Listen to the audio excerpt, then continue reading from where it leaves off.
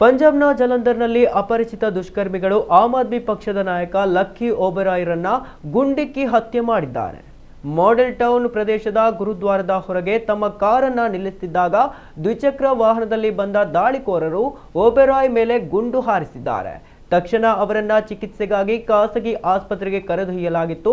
ಆದರೆ ಚಿಕಿತ್ಸೆ ಫಲಕಾರಿಯಾಗದೆ ಮೃತಪಟ್ಟಿದ್ದಾರೆಂದು ತಿಳಿದು ಬಂದಿದೆ.